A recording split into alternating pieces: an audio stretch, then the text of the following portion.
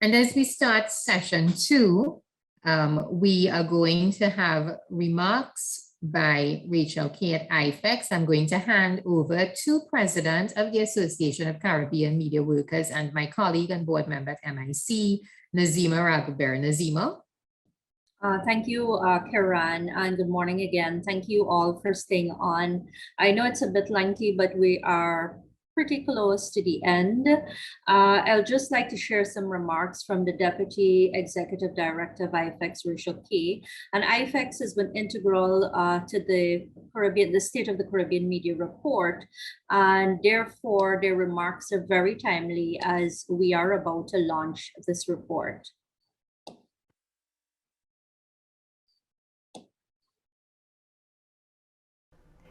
Good morning. I'm Rachel Kay, IFEX Deputy Executive Director. I would have loved to have been with you today, but unfortunately I'm traveling at the moment.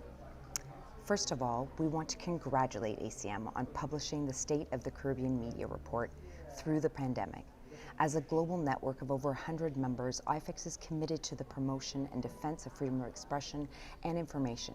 And believe me, we know the work and the resources it takes to produce such a durable record of the challenges of Caribbean media and the efforts to address them. Often people look at reports as an academic exercise written for a limited audience, but this report spans the region and provides an overview of the challenges imposed broadly by the COVID-19 pandemic, but with a focus on the state of the media and how it has responded. Around the world, we've seen how the pandemic has played out to the detriment of the public by the politicization of the situation through misinformation and chaos, replacing the necessary science-based facts and research. The impact has been disastrous and polarizing, and the media are in the middle of it. The report shows how in the Caribbean, respect for journalists can be very fragile, how they've been sidelined by governments, how virtual press conferences have limited opportunities to question authorities, increased staffing and salary issues threatening sustainability, media concentration, and profit over professionalism, just to name a few. Of course, these are common cries across the globe, but this report lays it out in each national context, providing an excellent overview of how things are faring in the region and serves to inform best practices in keeping the public informed with information critical to the health and well-being of the community, and also identifies the roadblocks to doing that in a crisis like the pandemic. As a very engaged member of the network, ACM's input and insights on the region are essential to a broader global analysis. This report was supported by IFEX as part of ACM's contribution to this broader understanding of the challenges facing media globally. Another clear example of the Caribbean Network's proven record and commitment to reinforcing the work of a strong, value-driven media. It's clear that in the current climate, where the pandemic continues to have its way with us, people are clamoring for facts and direction.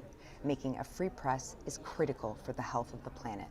Civil society organizations like the Association of Caribbean Media Workers are key in keeping this priority front and center and holding authorities to account as they continue their work in the public interest. Thank you, congratulations again, and best of luck with the rest of this important event. Thank you.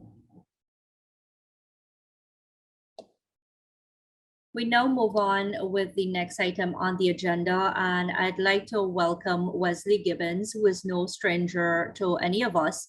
He's the founding member of the Association of Caribbean Media Workers, former president, and now executive of the Association of Caribbean Media Workers.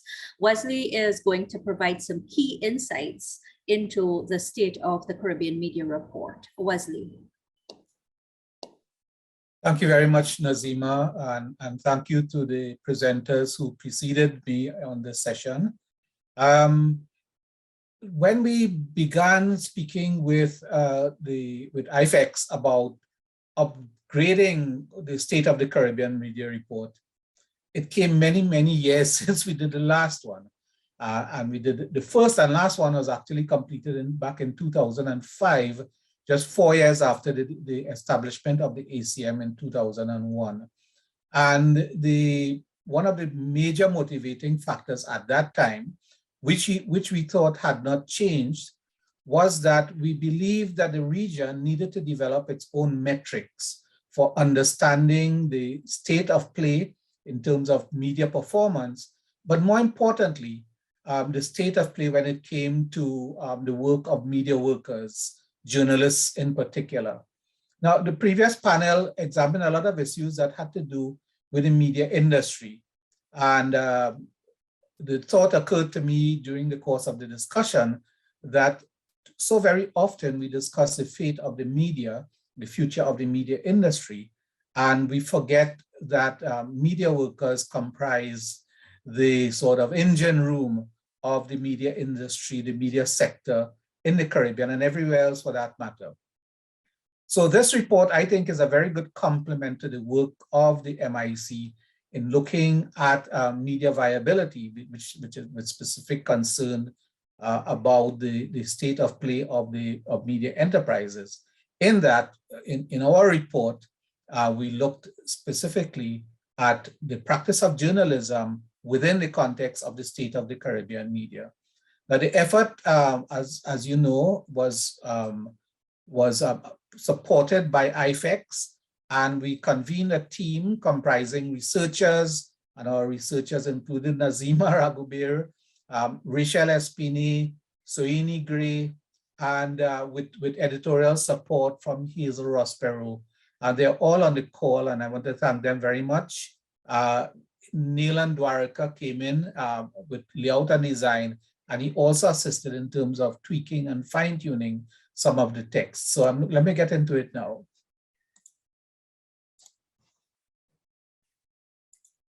So as I said, we began this discussion at IFEX, and we actually started this discussion in 2019, note the year. Now, had we continued as planned back in 2019, the title of the research would not have been what we eventually decided on, which is to describe a situation of surviving the pandemic. So the name of the report is Through the Pandemic, State of the Caribbean Media Report 2022.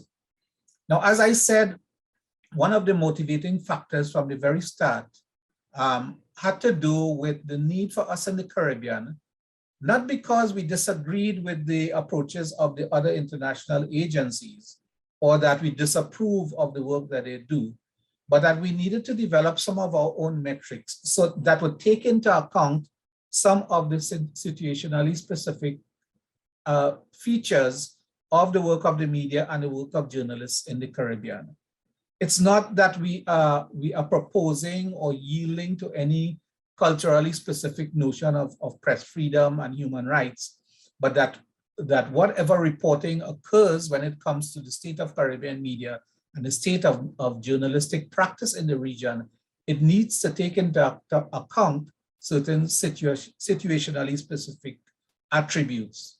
And that came to the fore very recently when we intervened in a matter in St. Martin. And I think that the role that we played in terms of advising and informing the international press freedom community about the nature of society in St. Martin was very, very important when it came to fashioning an appropriate response to what occurred. Now, the State of the Caribbean Media Report Through the Pandemic, the version that's out now, doesn't reflect the entire English-speaking Caribbean or the entire Caribbean. There are countries that were not there for all kinds of logistical reasons. We had to go with this selection. The countries are up before you. We dealt with Aruba, Bonaire, and Curacao, the ABC Islands, as a single report, though there are addenda to these reports that go into far more specifics than you would see in the report. So we had the ABC Islands, Bahamas, Barbados, Belize, Dominica, Dominican Republic, Grenada, Guyana, Haiti. And anybody who reads the report on Haiti would know that it is by no means an exhaustive report. And we do have people from Haiti who are on this call who would certainly agree with that and would perhaps inspire the need for further study and research in terms of the practice of journalism there. Jamaica, St. Lucia, St. Vincent and the Grenadines, Suriname, and Trinidad and Tobago. Now, what were some of the areas of coverage? What are some of the things that we looked at? What are the metrics that are not necessarily metrics or areas of concern that some of the international agencies look at. I mean, Kiran said that RSF, Reporters Without Borders, released their global report today, just this morning, and you will see that if you had to note some omissions when it came to the Caribbean reality, that some of these metrics would have been absent. Well, we made a concerted effort to look at them. What's common to all of us and all of the groups, all of the agencies looking at these issues is the whole question of media freedom. I think you need to bear in mind that this is not a neutral, somebody used the word neutral, and I had to say that maybe the most appropriate terms when it comes to these things is independent. Because even in looking at the state of media and the question of media freedom, there is a philosophical orientation that we have brought it, which is that the more expression you have, the better. The more media you have, giving voice to more and more players within society, we consider it to be a positive attribute rather than a negative attribute. I know that there is a view that because of the liberalizing of media, that all kinds of disparate voices are entering the fray that are causing, that are problematic when it comes to getting to the bottom of our affairs. But our orientation is that the more we have, the more voices we have speaking out, the better. Of course, with the whole proviso of acceptable derogations of the right of freedom of expression, because as we know, there are no absolute rights in a sense. What are the challenges to media? Now, this is here where there is some overlap with in terms of the operation of media enterprises and the work of journalists. So when we speak of challenges here, you would find that there's a bigger orientation to the practice of journalism, even more so than they apply to media enterprises. I think that the answer to this question when it comes to the media industry will come through more easily and more readily through the study undertaken by MIC, which looked at the viability of media in the Caribbean, with specific reference to Jamaica, but the identical principles apply throughout the region. We asked about respect for the media. Are people, given the current media environment, with the growth in social media platforms and actors, people out there who are expressing themselves, what about this question of continued respect for legacy media? Are legacy media losing ground in terms of the levels of acceptability and respect and authenticity? Or is it that we are losing ground? And we express that in terms of respect for media. So when people are making public policy decisions, when people are making private and individual decisions about their lives, are they paying attention or are they giving weight to what they experience through legacy media? We looked up specifically at social media impacts. So you'll see in all of the reports and the 16 countries that were looked at, if you disaggregate the ABC Islands, you'll see that social media are playing an increased role. And we discussed in the previous panel the whole impact on legacy media, but it's also having an impact on the practice of journalism and what people are paying attention to. So social media impacts are there. We looked at media needs, and this can be interpreted as journalistic needs, because as I said, in relation to the previous panel, there's very often a tendency to look at the survivability of media enterprises and the media industry and not pay sufficient attention to this engine room, which we call the journalistic core of media operations. And this is a very important area to look at because, I mean, my view over the years has been that the more attention we pay to our newsrooms and to those people who generate the content that keep media going, the more likely we are to achieve a high level of sustainability. So media needs, and just as an aside, I remember when the ACM first came about back in 2001 and we succeeded CAMWORK, which is the Caribbean Association of Media Workers. There was a very senior person in one of the international agencies, press freedom agencies, who suggested that we undergo a name change because Association of Caribbean Media Workers tended to suggest a role very similar to the work of trade unions.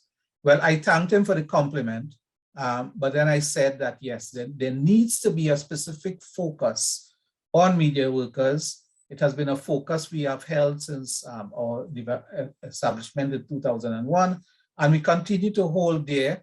We were very strong supporters of the free movement of media workers in the broadest sense and the broadest meaning of media worker within the under the banner of the CSME. And we've just recently participated in a consultation with CARICOM Secretariat on this. And among the media needs, and it comes as a specific area of concern in the report, is the free movement of media workers.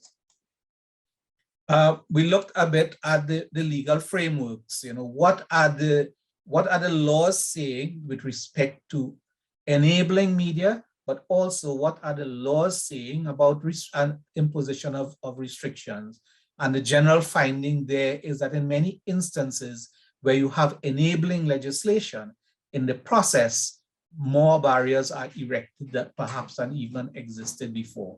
It's a complex area. It's not covered in that kind of detail through the pandemic, but it has come to the fore at several sessions that we have staged vis-a-vis the MIC platforms. And if you go to the MIC website, you'll get a very good idea of how busy the Media Institute has been in terms of spreading awareness of some of these issues. And this is one of those central issues, which is the legal frameworks under which we operate.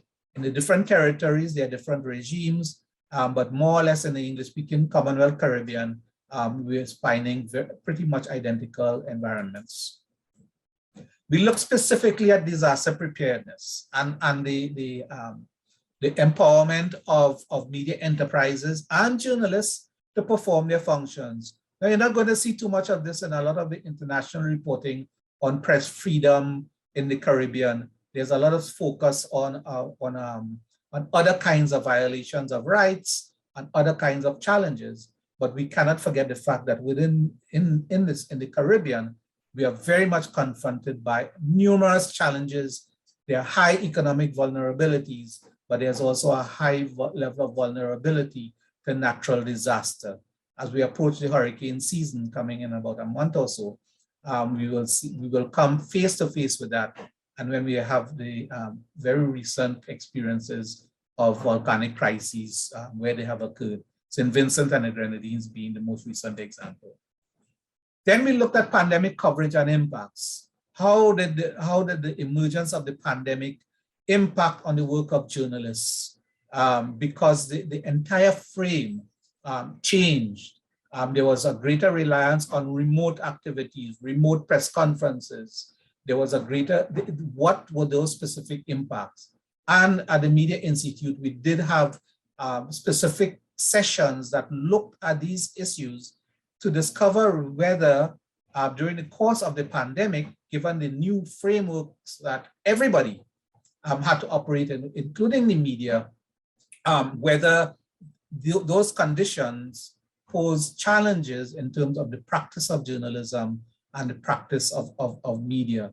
And we found that from day one, from the very question of who are which were the sectors that are categorized as priority areas as essential in some countries, whether in those instances they did include the media and media operatives. And in doing so, you know, how were the various countries going about defining who constituted the media worker, a bona fide media worker, and what constituted bona fide media. Now, all of these findings together with a survey, because we hope that there's a very strong response to our request for feedback on what you have read. All of this is on the ACM website. I am going to put the link in the chat when I'm through here. And this link is going to take you straight to a downloadable version of the State of the Caribbean Media Report. And it is also going to take you to a link to provide feedback. And I really and strongly urge you to give us this feedback, because this is not by any means going to be the end of this exercise. Yes, Nazima, thank you very much for posting the link. So the link is in the chat there. So when I'm through, when the session is through, you can feel free to go there, download the document, but also provide feedback via the survey that's on the link. And of course, feel free to email us, acmmail@gmail.com, to give us any other feedback that's not covered by the report. So what are some of the findings? And this is not exhaustive, and you will not find very strong or very weak. You will find sort of uneven summaries in the reports related to these highlights. What we essentially found that there's declining economic space for vibrant media. And for a full explanation of that, you need to refer back to the media viability report that the MIC has completed, albeit with a focus on one country, but you will see that a lot of it will be applicable in your jurisdictions. So we did hint at it, but it's something for substantial research. And that's an area that I know that Kiran is very concerned about, that we spread the wings of that particular area of research to include other countries. Poor working conditions, this came across very thing, and the whole joke of the complement of being representative of media workers, I did not see it as any way a kind of understatement of our role. But poor working conditions, and one of the researchers who's on this call here actually suggested that we name the report better working conditions for journalists, with a subtext of more pay. We found a strong tendency in the direction of self-censorship by both commercial and political elements. There's a tendency to look at governments and the fact that in the Caribbean, it's a sort of knee-jerk response of political administrations to thrive for greater control over media content. But there's also equally and perhaps even more pervasive and powerful commercial pressures. We had uneven pandemic conditions and therefore uneven levels of performance in the media throughout the region during the pandemic period. There's a strong social media challenge for audiences and all that means in terms of the deliberate undermining of legitimate legacy media content. You know that there are concerted campaigns for all kinds of partisan reasons to undermine the validity and the authenticity of legacy media. As faulty as the content is, but if you look very closely, you see that there are concerted attempts to undermine the value of legacy media content in order to make room for all kinds of other communication agendas. There's a poor or even slow integration of legacy media into the social media landscape. Again, media viability studies will look at that far more closely and will provide you with better clues on the way to go. And because I'm running out of time here, and I'm just going to speed through the whole issue of disaster preparedness. Disaster preparedness is front and center. If you want to talk about a challenge to viable media, then you cannot escape a concern about disaster preparedness and the fact that media enterprises, there's nothing more effective to shut media down than a disaster that wipes away the capacity to communicate.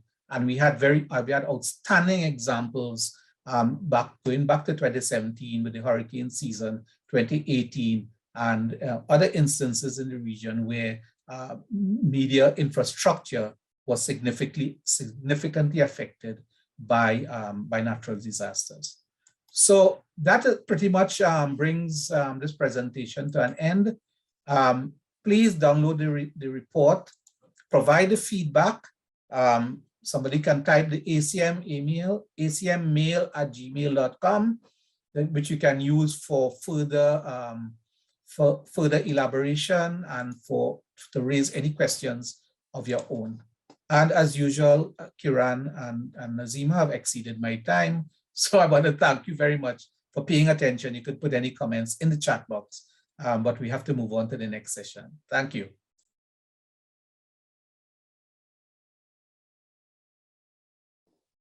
Thank you so much, Wesley. And of course, we welcome your feedback. You can download the report. It's on the ACM website. And please feel free to share your feedback, which would be very valuable to us. The next, in keeping with our time, the next item on the agenda is a panel discussion as we take a closer look to some of the issues raised in the report. I am going to welcome Peter Richards, who's moderating this discussion panel this morning. On the discussion panel is my General Secretary, Harvey Panka out of Suriname, and also Wesley Gibbons. I welcome Peter to start the discussion this morning.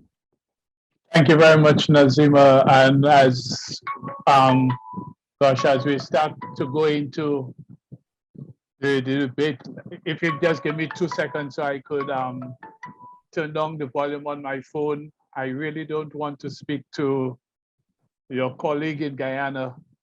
I call no names.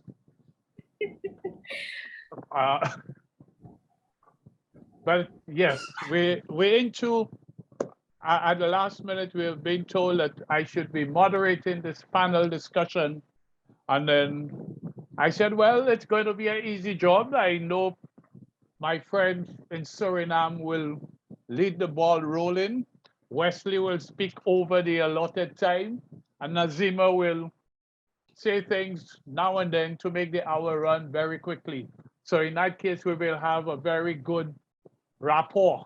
So before we even go into the introduction and what have you, I want to set the ball rolling by asking Panka to please update us on what is occurring in Suriname, because today I have learned that there is a journalist who has been arrested, and we're discussing the whole question of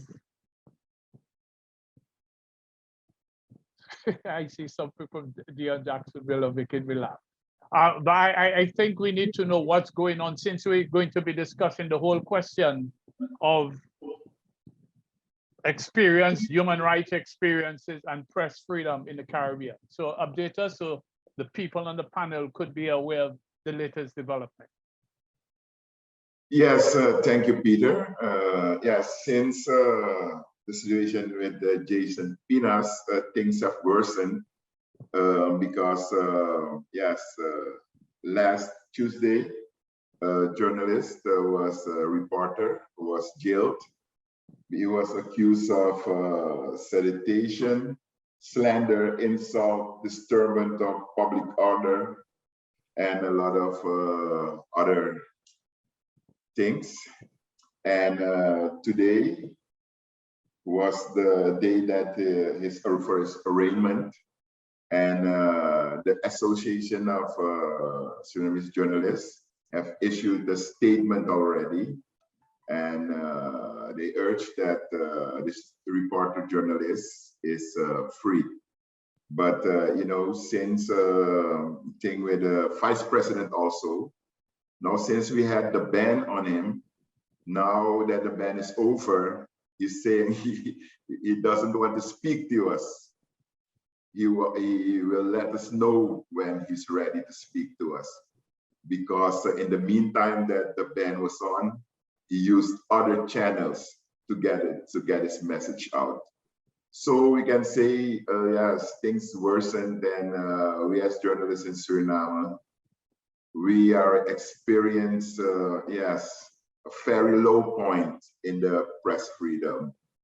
And that's why on the press freedom index, we dropped with 33 places from 19 to 53, because all of this is happening, and it is all with this current government. But let me ask, what's the problem between the Surinamese government and journalism? Can you pinpoint something So what is causing that conflict? You know, I think maybe they're portraying themselves as the good government, the one which will solve all the problems, and then these silly journalists come and portray the truth about them, and they don't like that.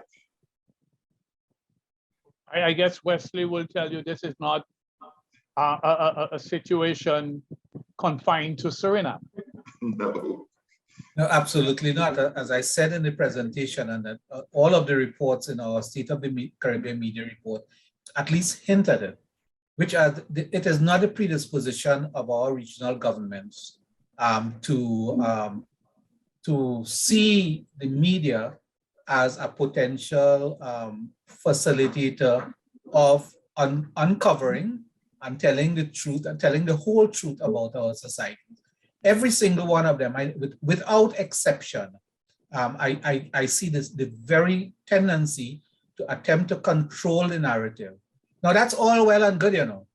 I think that people who are partisan and people who have a particular perspective to project are entitled to push and shove and to seek their attention. But what happens if you're in a political power, in a position of political power, is that you use the organs of the state, the protective services. We have the situation in Haiti, we have the situation in Suriname.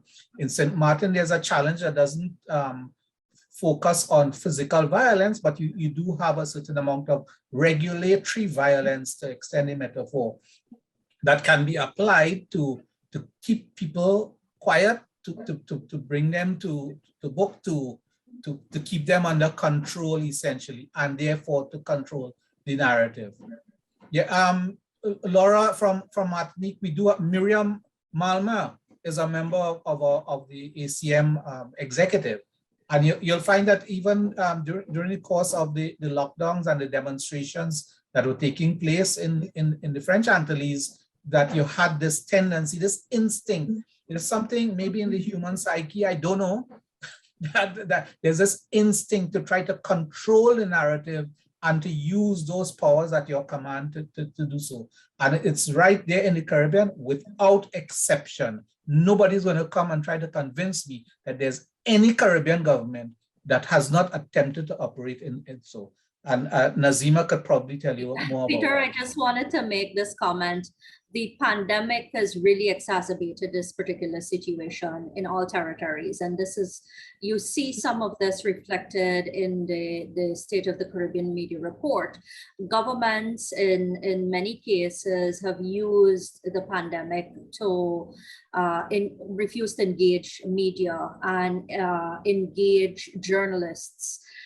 Wesley spoke about, you know, governments seeking to control the narratives. And you've seen a lot of that. One of the issues, I see my colleague Dennis Chabral has highlighted a statement that we issued this morning, in which there is this greater effort to promote social media influencers and commentators, because in that particular period, governments have gravitated more to speaking to these individuals and outfits as a way to bolster their own narratives. And instead of speaking to journalists, where they would obviously be confronted with tougher questions and harder questions. So certainly the pandemic has provided this sort of information on what has been happening and certainly exacerbated the situation. Harvey, we will continue to monitor, and I know your ears are on the ground. I see members of the Surinamese Association here this morning. Continue to monitor what is going on in Suriname. I am glad also that we are discussing that sort of relationship, because I wanted to bring up, and I'm glad also that Dennis is putting on the chat some of the concerns. It was fascinating that our Caribbean leaders were using World Press Freedom Day to try and tell us in the Caribbean about how good they are when they're dealing with us in terms of media representation. I can't, if my memory serves me right, there are few Caribbean leaders who up to today in office, they have not held a single press conference.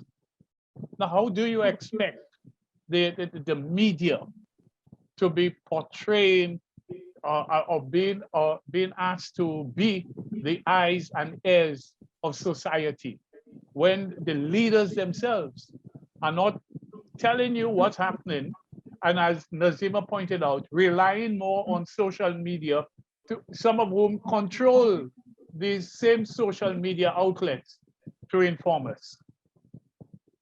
It is interesting, just quickly, it is interesting because when you read the report and some of the territories, they do speak of the form of controls that, has taken during this particular period. There has been the intervention of the press owners, media owners, who have sort of contributed to what has happened, and lack of engagement or maybe the bias engagement of some politicians. And then there has been the aspect of how ads are distributed, and media houses depend on ads.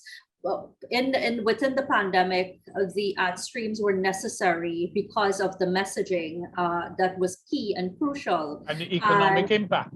And exactly, and the governments, and when you read a report, you'll find this, try to control what the narratives would have been and how the media reported based on how they distributed the ads. So those are things that you'd find in the report, and obviously they're very concerning.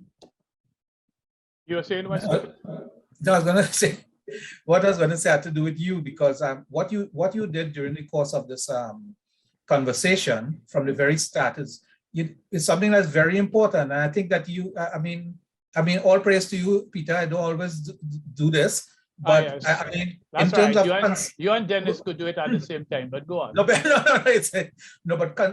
No, on a consistent basis, there are so few of us who highlight these things using our own journalistic platforms.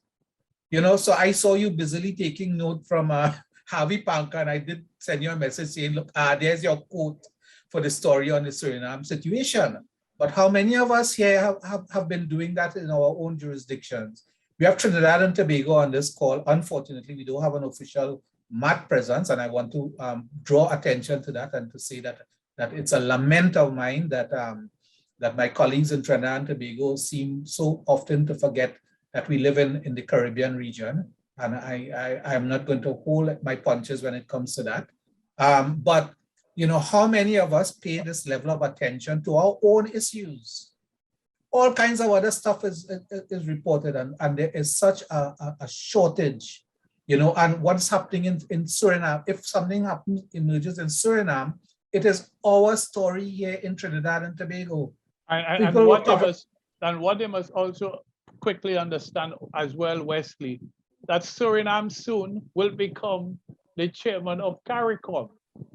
And if Suriname could be afforded to continue that sort of going down that road, it means they're, whether unwittingly or deliberately, embolden other Caribbean leaders who are saying, hey, maybe it's because of the language, maybe it's because of the laws, and that may be some aspect of it. And they're saying, if these people could get away with it, why can't we? Yeah, and I see Sam has posted there that many are now using government-run social media pages to circumvent media-led interviews. And that's among the things that I meant when I spoke about deliberate attempts to undermine or to diminish the value of legacy media content. A lot of these things, and it's not only the politicians in power, the politicians that are in opposition, the politicians who are emerging, they're all using, and it's an old strategy. There are global colleagues with us on this call who can attest to this, happening all over the world. And so it's very easy to recognize when they embark on these campaigns, basically to establish a parallel narrative and to second hapless media audiences. Hence, the campaign by UNESCO essentially to promote the whole question of media and information literacy, so that people will be able to, on their own, audiences will be able on their own to tell the difference between valid and legitimate information coming to them and those that's just propaganda. You know, I could remember the days when the late professor, he used to teach me political science at UE, Nettleford, used to say, when we look at in the Caribbean, we import wholesale things like the ideology, whether it be communism, capitalism, and what have you. But what we fail to do is to use the good terms or tailor it to meet our Caribbean needs.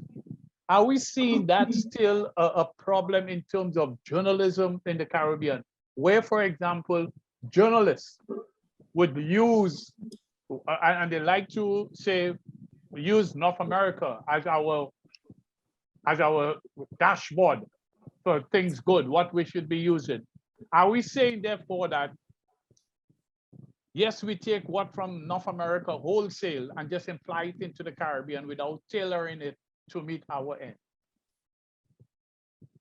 Well, as I said at the beginning, Peter, even the way that we look at ourselves, and I use the State of the Caribbean media and these estimates done by RSF and CPJ and others, as an example, we do not spend enough time on the introspection we need to get a proper fix on where we are and how prepared we are for the current circumstances and the future. So I agree with you. It is a question to be raised. Now, it is not that we should be dismissive of the things that are good and that are strong. The notion of democracy, observance of human rights, those are universal. We cannot continue in some instances to say, oh, we are too small for full freedom of expression, or we are too poor, or we are not located in the right place in order to benefit from stronger journalism. I think those are dangerous kind of positions to hold. And by the way, Wilfred posted that the journalist at Pinas has been released apparently. Not Pinas, it is Nasirali. Mones Nasirali. He has been released. Yes, he has been released. And since we've just gone back to Suriname, I may have missed it somewhere along the line, given thing. What is the latest development regarding the former journalist who had a clash with the vice president? Okay, I think if Fish Mohani is present one of these days, I think it's today, if I'm not mistaken, that they will have a talk with the government, the Minister of Foreign Affairs, Wesley Gibbons, and on behalf of the president, I think it's today. Fish Mahani, can you react to that? Yes. Hi, everyone. I'm Fish Mahani Thomas, the president of the board of the Organization for Journalists in Suriname. Regarding Jason Pinas, tomorrow we have a meeting with the government. In this case is the Minister of Foreign Affairs. I must immediately say, when it comes to talk with the president, he keeps pushing the Minister of Foreign Affairs for discussions with us. He himself tries to avoid us, even though this was supposed to be a meeting with the president, because it is an issue regarding the vice president. We have, in the case of Jason Pinas, his case is still going on. It was supposed to be in May that there should be a, yeah.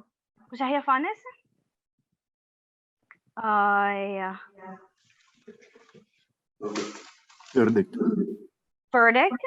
There should be a verdict, but this is gonna be in June. And then we will be hearing what the outcome is of this case.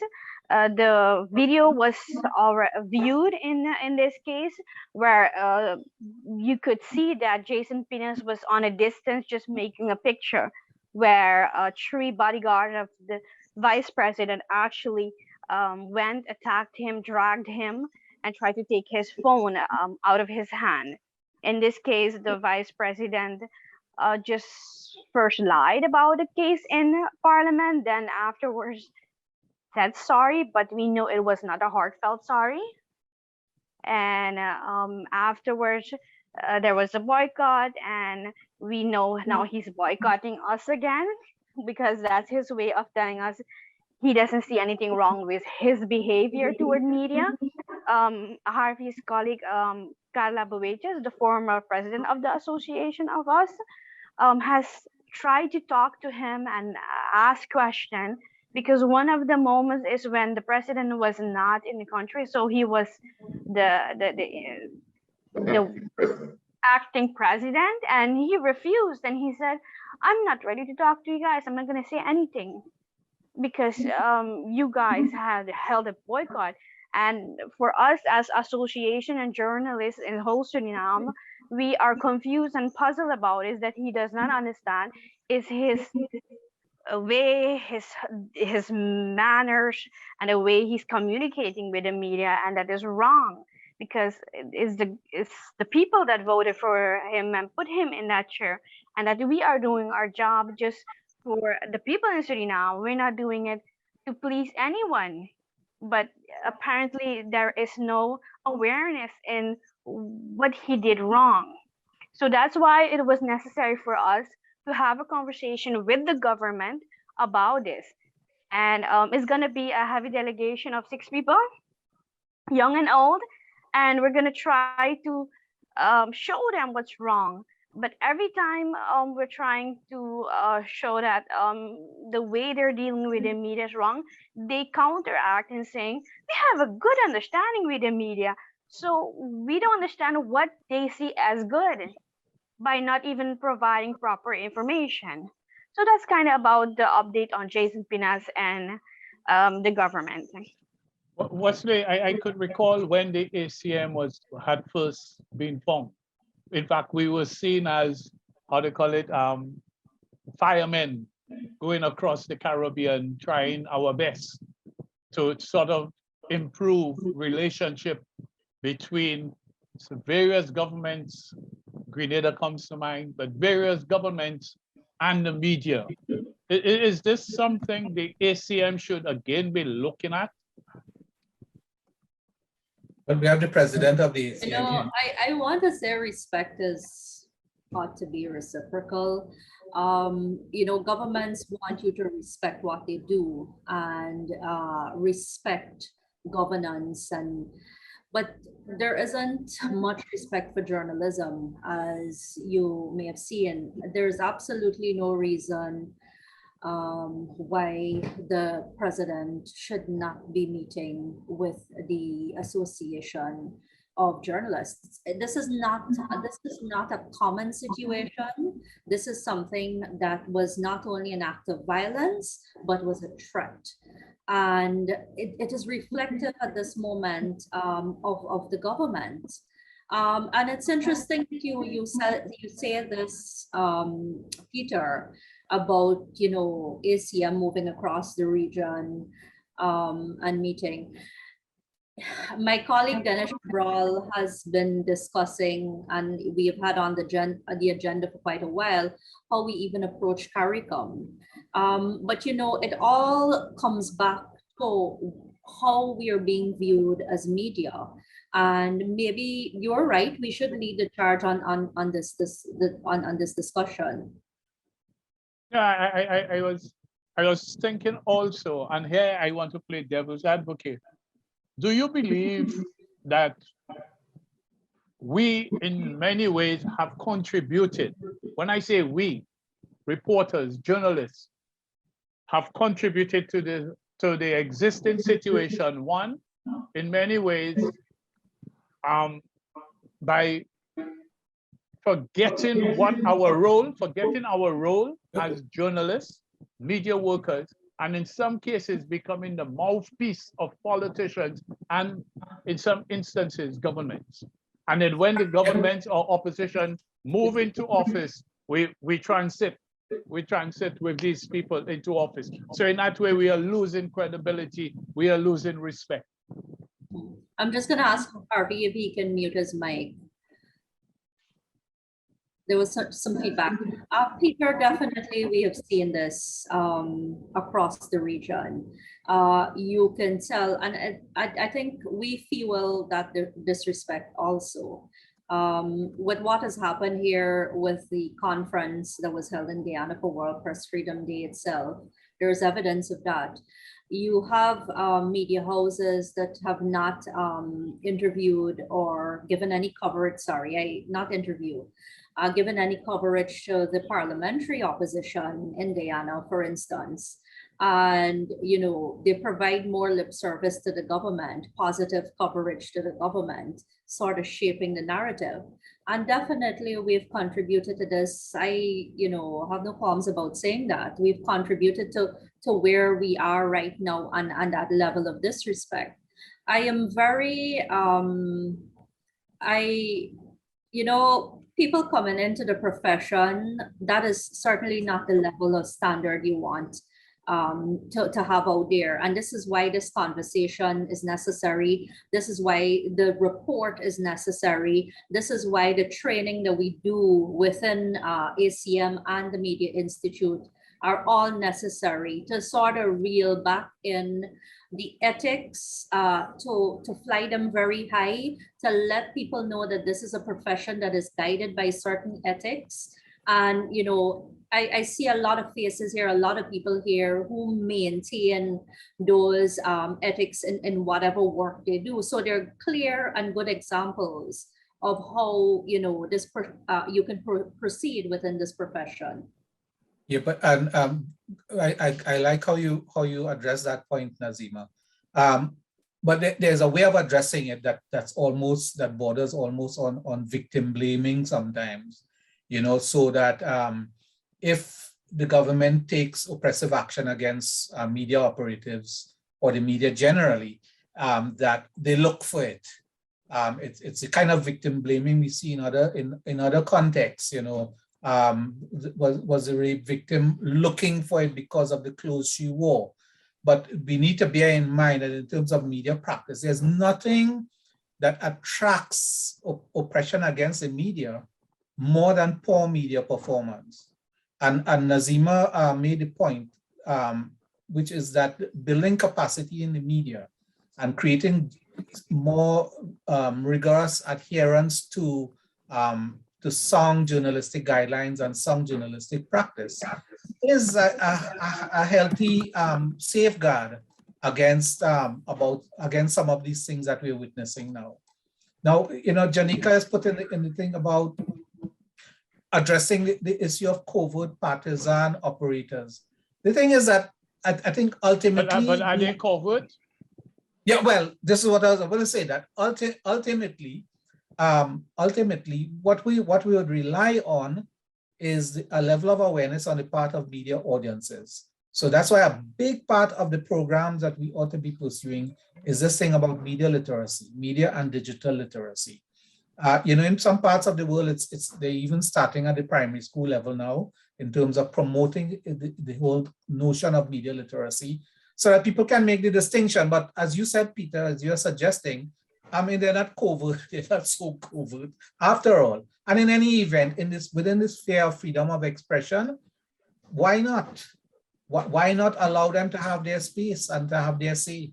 In many instances, I think that the agendas that they pursue are undermined by these people themselves. Yeah, but go on, Anka.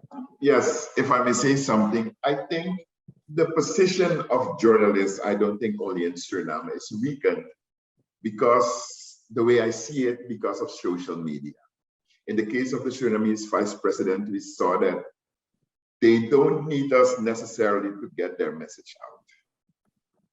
So that's where we have the problem. And also, media owners rely heavily on government for advertisement to get finances, and also from companies that do sponsoring on those media that are government affiliated. So we're like in a dilemma. The vice president just said to my colleague Carla Boetius that I found another channel to get my message out, so I don't need you. I will talk to you when I'm ready. So we're in a bit of dilemma. What do we do? Today in our chat group, one of the journalists asked in the case of Monis Nasrallah, who will protect us? I'm scared to ask certain questions because if there are still defamation laws in Suriname, like stated in the report, how do we do? Based on those laws, they can still arrest us. They can ignore us, they can arrest us. And you know the thing, Peter stated that earlier, and when we had the first meeting with the government of Suriname, the Minister of Foreign Affairs, Rambin, I was there as a General Secretary of the ACN. And I told the minister that the ACN is watching. I'm a representative, I'm on the board, and we're getting this news out. And every time you talk to them, all is good, all is fine. And they have such a good relationship with the media.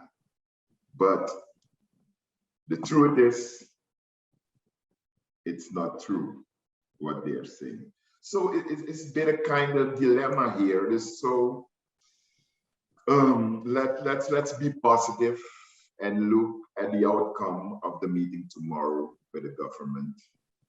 I hope that they will understand that their way of behavior towards the media is not the right one.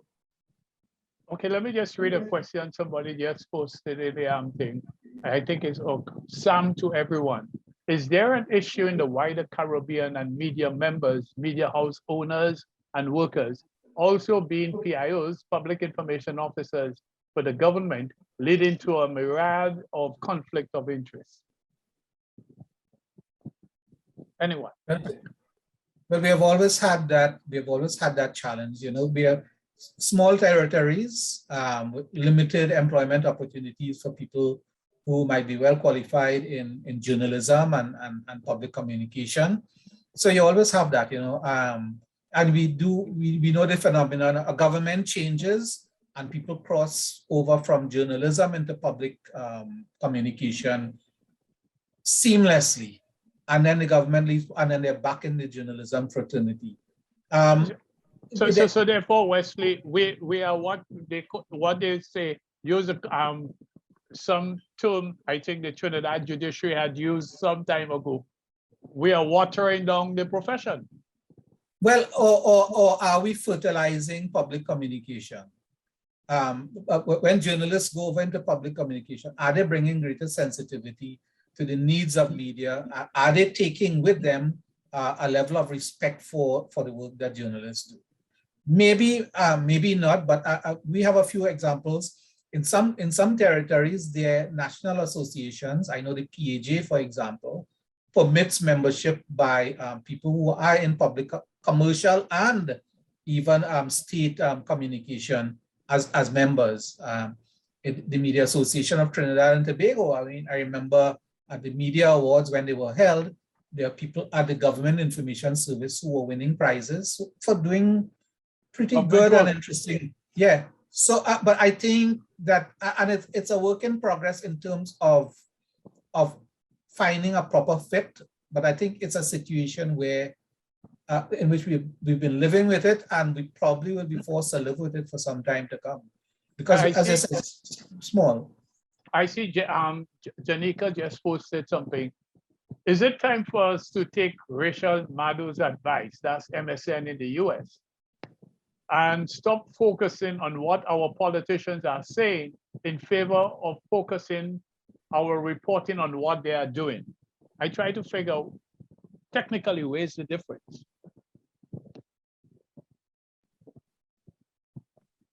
I mean, why not both? Well, that's why I said technically where's the difference. You know, a lot of times I saw Earl's question, and in answering Janika's question too, a good relationship with the media, if I can find Earl's question, as a media, is an open relationship. You know, the media is not just about a group of people or a couple of people, it's the public. They're the people who come to us and say we're not getting water or roads need fixing. I can't get City Hall to address this. I can't access certain service at the health center. To be able, you know, we are providing not only a service to the public, but we're also listening to them, and that information is being communicated for our taxpayers' money to work. You know, so you can't not listen to the politicians. Yes, you have to listen to them. You do have to track what they're doing. And it is a job that comes with very high expectations, sometimes very low rewards. One of the questions in the thing I find very interesting. In St. Vincent and the Grenadines, Prime Minister Gonzalez hosts a regular Wednesday show. I mean, he's fascinated at the way he does in treating the media, because I have told him that before. I have said, comrade, and that's how I refer to him, because that's how a lot of people refer to, not out of disrespect or anything like that. Gonzalez would hold a press conference and open up the press conference by speaking for an hour and a half. And the journalist would sit down there and wait until he's ready to take questions. Now, an hour and a half, you're given an opening statement. Now, that's one way of manipulating the media, as far as I'm concerned. And on the other hand, we have, for example, people like Skerritt hosting now, Prime Minister Skerritt in Dominica hosting his own television show and bringing journalists on board to either say, question me. You're free to question me. Now, that may sound good, okay? Journalists come and question the Prime Minister. But again, I'm asking the question, are we, quote unquote, prostituting the profession by participating in these events? Well, the thing about it, Peter, these things produce content. I agree, produce. And that's fine. But content. Yeah, but the intention, we should be clear about the intention. The intention is to dominate the public narrative, to dominate it. And people know that if the Prime Minister is hosting something, a lot of attention is will turn to it. Now, on the journalistic side, we have to ensure that that's not the only narrative and it's not the only track. And we need to present it as such, that it is one track. It's not that we should say it should not be. I think but it should be considered as one track, because there was a time, Peter, and there are still countries where the leaders do not communicate with the people at all. So I would prefer if they try, hopefully as unsuccessfully as possible, but that's okay. It's good if they try to enhance the communication, but we need to be clear-minded that it's typically to dominate the public narrative on selected issues, to present themselves as authoritative and in control of these issues, but then it is our duty to prosecute what we've heard and to examine them more closely and to present to people a fuller picture, which is what they deserve.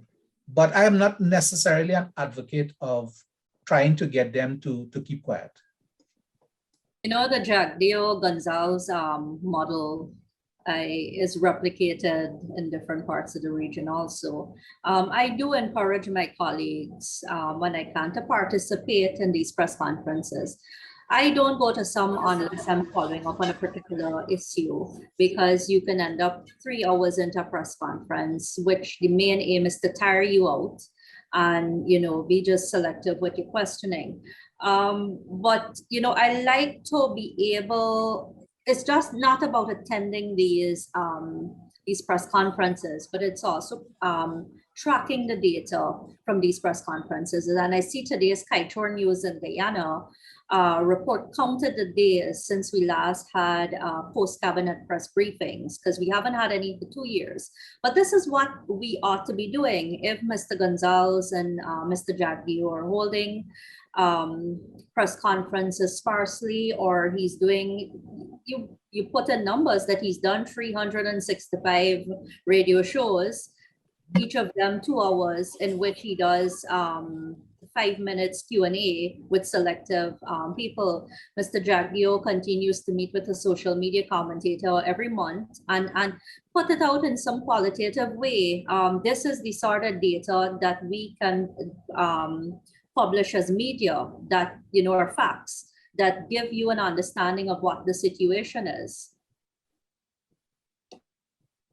But the question remains, who benefits? No, well, the entire society would benefit from journalists doing their jobs better, and recognizing that these platforms that the politicians are creating are not illegitimate. I mean, they're fully entitled to attempt to occupy as much space as they can. We need to facilitate other tracks, other voices, facilitate other voices that are not being heard. You know, no, sometimes, and somebody's raising a very important point, is Tonya. Sometimes there's very limited space in terms of very limited social space. People feel a sense of fear. People may not have the capacity, and therefore that it's one of the reasons why the Media Institute has created an alternative platform for expression where expression is not otherwise heard.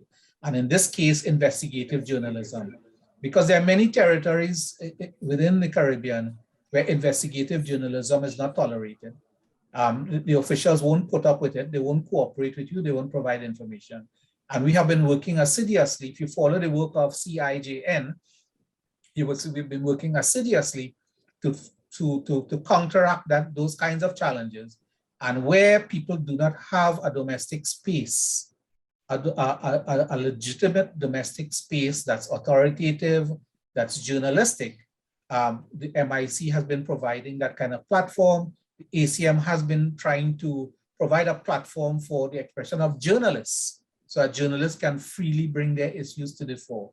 So that's how we need to operate with that. But I'm not really in favor of shutting down or reducing the presence of anybody who wants to emerge on the public stage. And I mean, if they're more savvy at using social media, then it means that all the other contestants for space need to up their game as well. Panka? I think you've cut off your mic, your own self, not us. Yes, Yeah. sir. Wesley said earlier that we as journalists just need to do our job better. But I'm asking myself then, how do you do that if the circumstances are not there?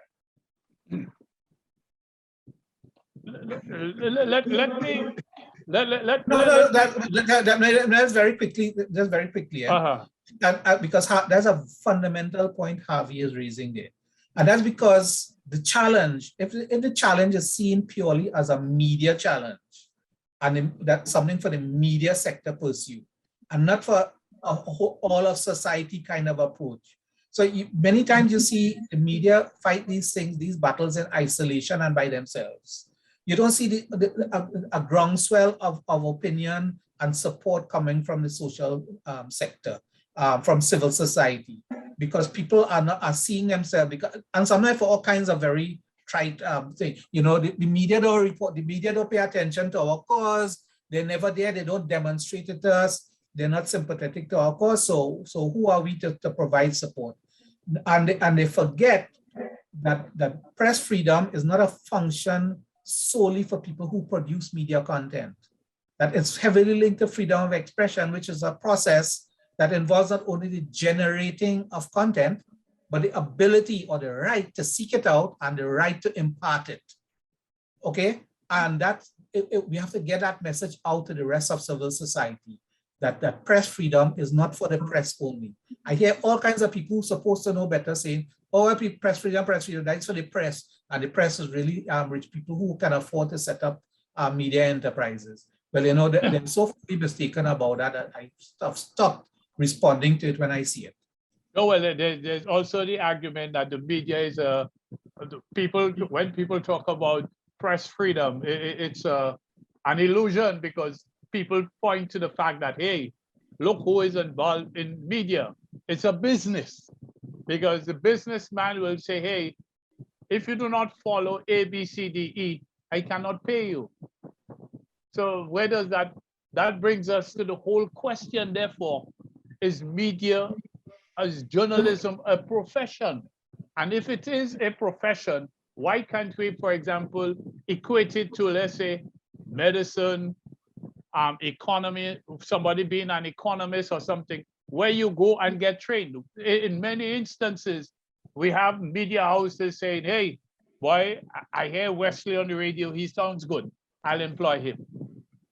And that's how we go forward with media. Did I stun you all?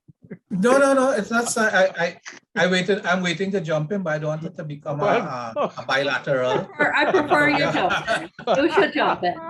And I see Dennis wants to jump in. Yes, so the media owner, Dennis. he's waving his hand. Yeah, let him speak. Let him speak. Please, Dennis, come in. Hello, Dennis. See, Dennis has the new technology. This is way ahead of us, so we're not hearing it. Dennis? Yes, I was saying thank you very much for allowing me to exercise my freedom of expression.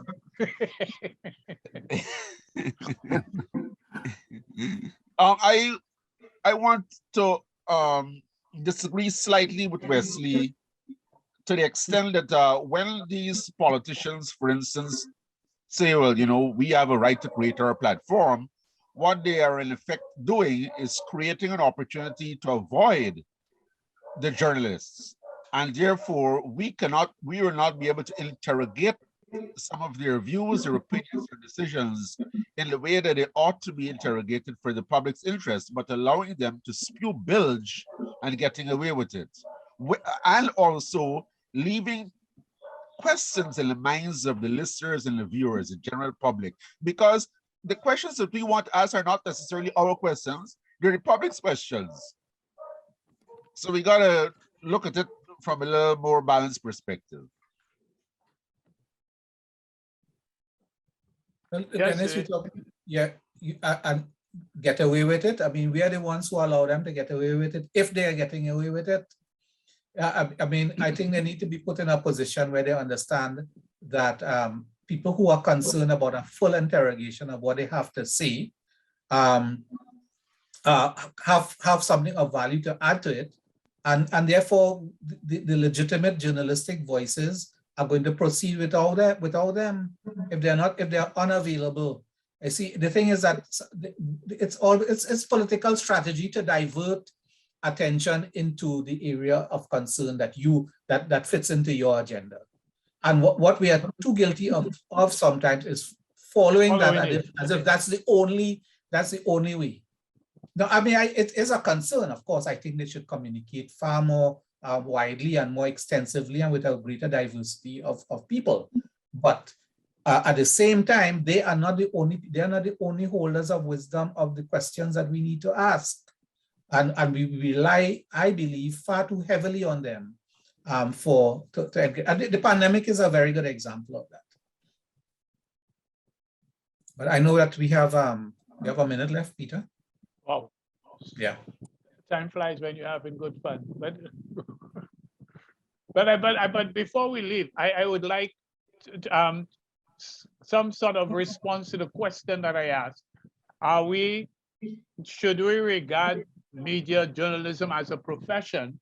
And if so, if we do, what sort of the qualifications or how do we get media houses to get interested in training people, rather than saying, okay, I could take Wesley off the street because I could pay him $20 rather than bringing Panka, who is a qualified journalist, somebody who the media would think, and pay him $30.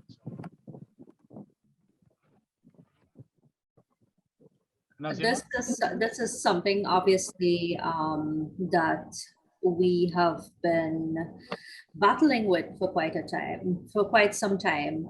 Peter, I think I know the reasons why you're asking it.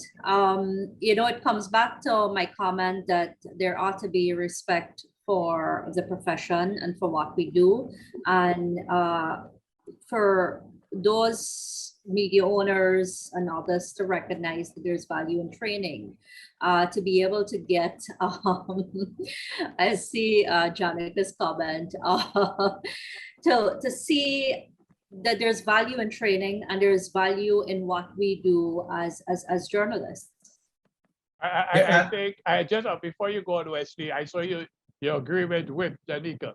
Janika, I do not want to say that I am being, how we call it, as a media practitioner who came off the street conclude, don't discount us. Yeah. I am not saying that. I am not saying that. I understand what you're saying. If that's the impression you get, no, I'm not saying that. Okay. I know we are actually intruding on the time of the program. If you're serious about this profession and you're serious about the press and media freedom, training is obviously very important. And promoting training, ensuring that your media workers attend all possible training is very important. And it has been found, you see, it's a valid concern, Peter. Emmanuel has responded to it very well, I think. But it's a profession like no other. And you'll find that jurisprudence supports a notion of this peculiar nature of journalism. So the Inter-American Court on Human Rights, for example, there's a ruling, long-standing ruling, Costa Rica, I think it was, where the whole requirement of specific qualifications in order to be able to practice as a journalist. In some instances in St. Martin, there's a quote-unquote residency requirement. And there are all kinds of impositions that governments in particular can impose in order to restrict the practice of journalism. And that's why it's such a special kind of, it can't be put in the category of the other professions.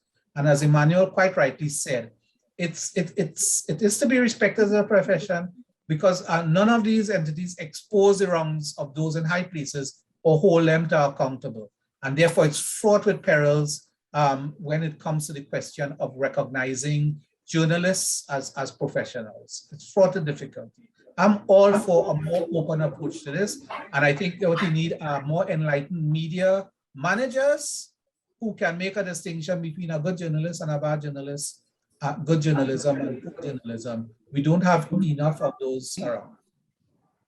Ladies and gentlemen, I think we've had a good discussion. We generated, well, MIC seemed to be generating enough discourse, debate, even among the people on the chat.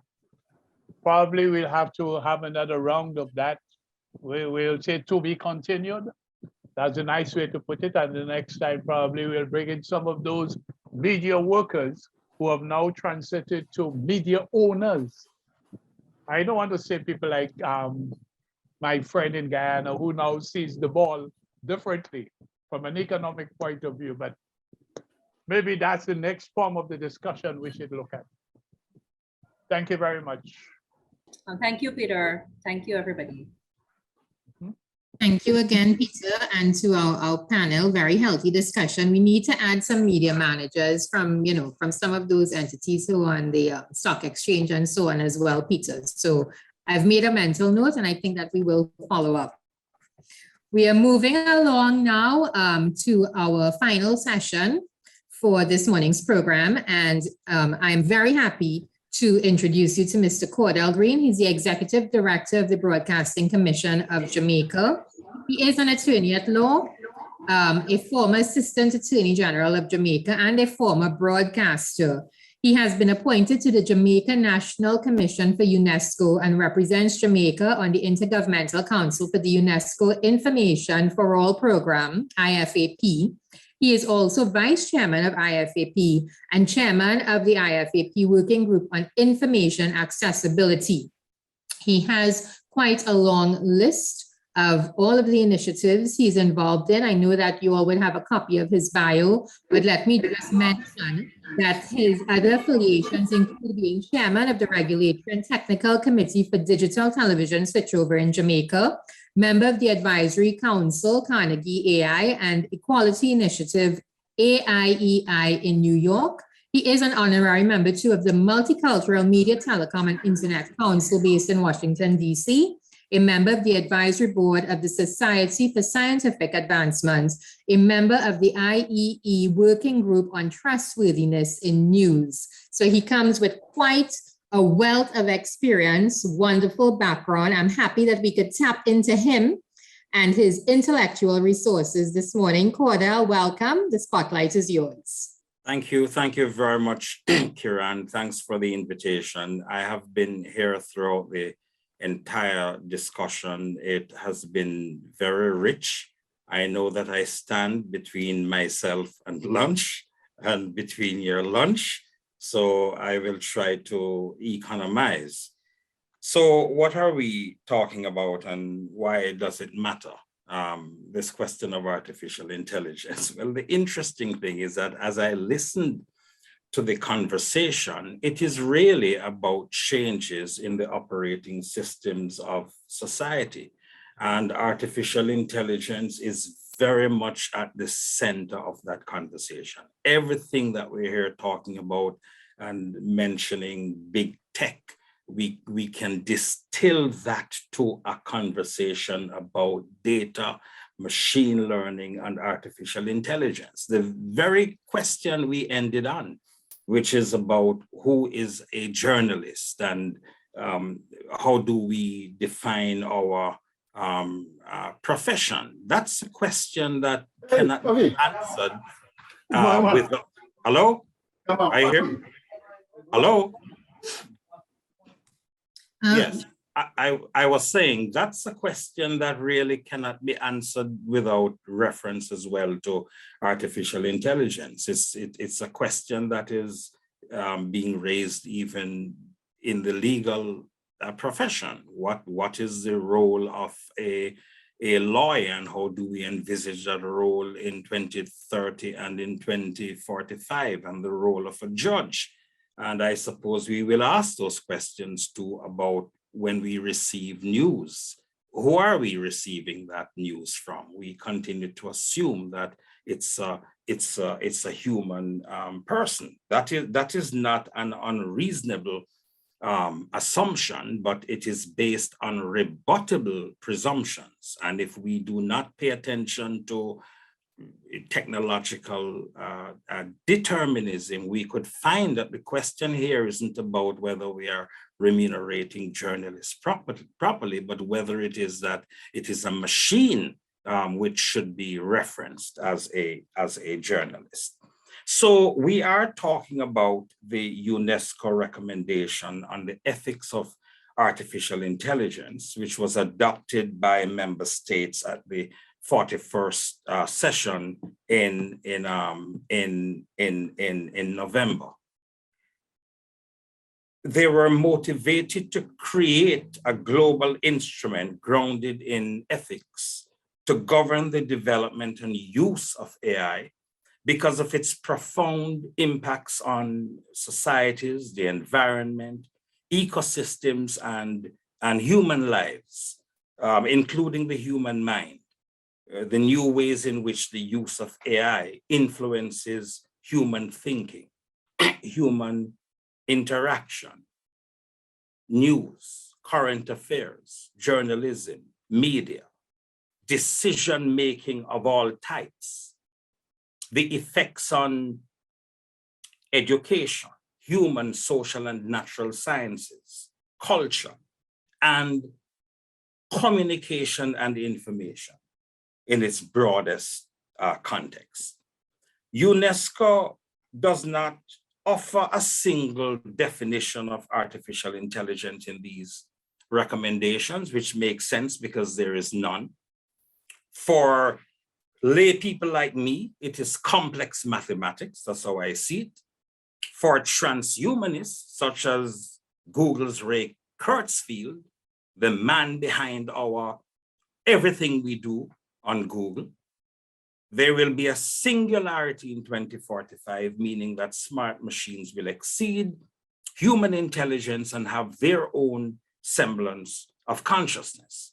So it is right and pragmatic that UNESCO focuses not on the definition of artificial intelligence, which may change anyway, the various definitions that exist, but instead on the features of AI that are of ethical relevance, primarily the capacity to process data and information in a way that resembles intelligent behavior, aspects of reasoning, learning, perception, prediction, planning, or control. So as artificial intelligence changes the operating systems of society, the conversation we were just having about big tech, the influence of big tech, how our politicians are behaving and how they're going to behave when they eventually land themselves in the metaverse and start telling us that we should engage directly with their avatars and not them. As artificial intelligence changes the operating systems of society, we are having these growing concerns that the closer acquaintance of human beings with superintelligent machines proliferates their influence in human affairs. We're seeing it in how news is created, consumed, distributed. But this is also going to challenge the very concept of being human. Who is a journalist? Who is a journalist? A person or a machine? The rights which flow from that status. Does a journalist, a human journalist, enjoy some rights in relation to freedom of expression and freedom of the press that is not reserved for an intelligent machine playing in that space? Those conversations have led us now to shift from elation over the transformational potential of artificial intelligence globally and given way to deep concerns about the technology. This is the context in which respect for human rights prevails as a key feature of the UNESCO recommendation, promoting human centricity and trustworthy AI. In the first paragraph of the preamble, there is recognition that AI technologies can deepen existing divides and inequalities in the world within and between countries. Accordingly, the recommendation emphasizes the values of respect, protection, and promotion of human rights and fundamental freedoms and human dignity. Clause 13 provides respect, protection, and promotion of human dignity and rights, human dignity being, in my view, the operative phrase, as established by international law, including international human rights law, is essential throughout the life cycle of AI systems. Human dignity relates to the recognition of the intrinsic and equal worth of each individual human being. So we could say that the UNESCO recommendation promotes human flourishing in its various provisions. In the interest of time, I am limiting my focus on those aspects that deal with privacy, the other side of the coin of free expression, data protection, and free expression itself within the broader AI ethical framework. And I will refer you to clauses 32 to 34, which deal with the right to privacy along with data protection. The first point I want to make is that unlike the European Union's GDPR, which focuses on privacy through the lens of data protection, UNESCO recognizes privacy as a right, which is essential to a wider span of protection, encompassing human dignity, human autonomy, and human agency. And this is, of course, consistent with how that right is seen in other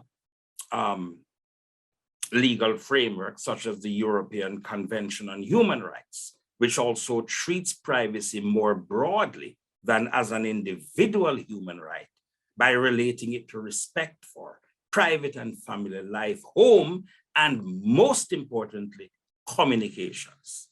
So the span of what the recommendation captures, either expressly or by implication, we could classify as privacy of the person, privacy of behavior and action, privacy of communication, interception and capturing of communication, privacy of data and image, privacy of thoughts and feelings, privacy of location and space, privacy of association. And the provisions on privacy in the UNESCO recommendation and complementary frameworks echo powerful judicial statements, such as that by Lord Hoffman in Camden, MGN, United Kingdom House of Lords, where he also treats privacy as an aspect of the notion of autonomy and personal dignity protected under Article 8 of the European Convention on Human Rights. But we need to consider the point that such bulwarks against violation of privacy are now of questionable effect. As we were discussing earlier about the role of big tech. First of all, digital consent,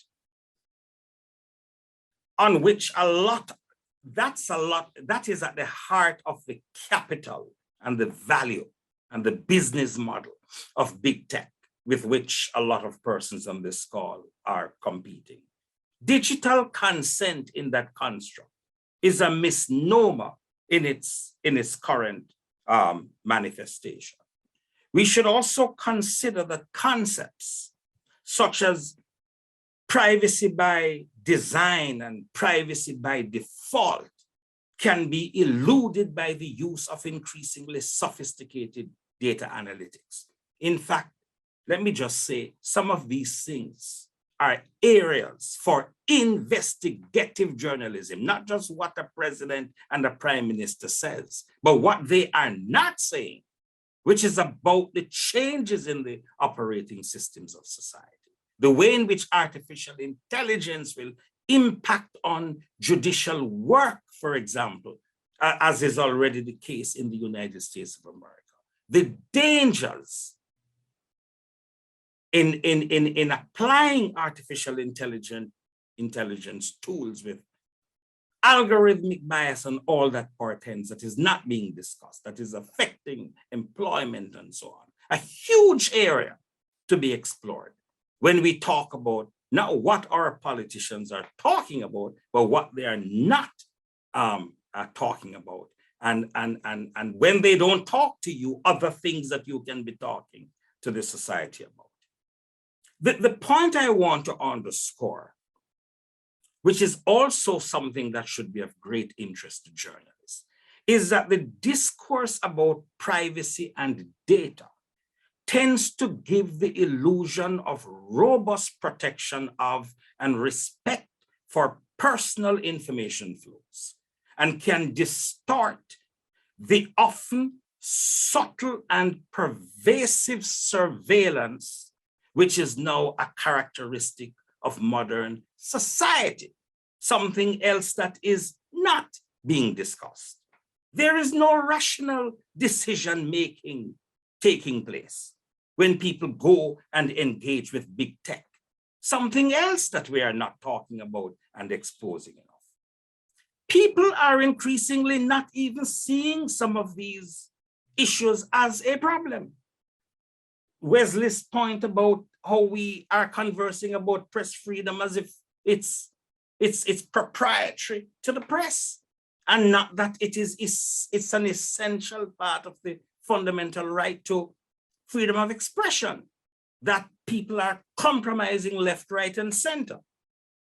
seeing the abridgment and compromising of rights increasingly as par for the course in a digital society. The price you pay to be connected. Is that too high a price? Is it too low a price? Is the price appropriately valued? Where is that discourse in the media? Let's not talk about what the president is or isn't saying. Where is that discourse on the part of the continuum that is about informing and educating? The fact that our design for the protection of privacy is predicated on the expectation that we should have an inviolate ability to determine for ourselves when, how, and to what extent information is communicated to us and to others about us and about others. But that those assumptions and expectations are being made unrealistic by technological advances, such as artificial intelligence. Navigating these issues forces us to confront difficult questions about information asymmetry, not dissimilar to what the president is not saying, which is causing information asymmetry. It's a wider a conversation we're talking about here. Tied up in observations by the United Nations Secretary General about a huge trust deficit that exists in the world, not just affecting the practice of journalism. The UNESCO recommendation acknowledges this challenge very early in its preambular reference to the importance, as Wesley alluded to, of media and information literacy, as well as, and journalists must go to the preambular section of the recommendation and speak about it and promulgate it, as well as the importance of access to independent, pluralistic, trusted sources of information to mitigate the rise and risks of misinformation, disinformation, hate speech, and harm caused through the misuse of personal data. To achieve this, the recommendation requires attention to certain policy actions. What was talked about in the Media Institute of the Caribbean discourse earlier. Legislative changes that are required. Clause 112 to 115 call for member states to improve access to information and knowledge. What does that mean? 150 odd countries signed onto this recommendation, including Jamaica and the Caribbean states. What is this commitment, this call to action to improve access to information and knowledge? What does it mean in a digital economy and society? It calls on member states to ensure that AI actors respect and promote freedom of expression. Is that going on? As well as access to information, even with regard to automated content generation, moderation, and curation. It requires investment in operative words written in the recommendation. What does that mean? Very concept that was being interrogated by the two panels. Investment in and promotion of digital and media and information literacy skills, and to create enabling environments. What does that mean in a digital economy and society? Create enabling environments for media to have the rights and resources to effectively report on the benefits and harms of AI systems. And then it speaks to data protection in clauses 71 to 75. These provisions on privacy and on data very much go to the heart of conversations about freedom of expression, and they are preeminent provisions. And I say so because as the IEEE asserts in its ethically aligned design, human rights of whatever type, including freedom of the press in the digital sphere, cannot exist until individuals globally are empowered. Let me pause. The discourse we had just now on this panel, Wesley's panel, the discourse we had before on media viability, freedom of the press, inextricably bound with notions of human rights, makes no sense until individuals globally are empowered with means, including tools and policies that ensure their, as Wesley said, not the media's, their dignity through some form of sovereignty, agency, symmetry, or control regarding their own identity and personal data. So we start with the individual's personal dignity, which should redound to valuing the role of a free press, which is a manifestation of their own right to free expression in the sense of receiving, creating, and distributing content and information. Of course, translating these principles into practice, as Kiran said about her own study, is very different from pronouncing them.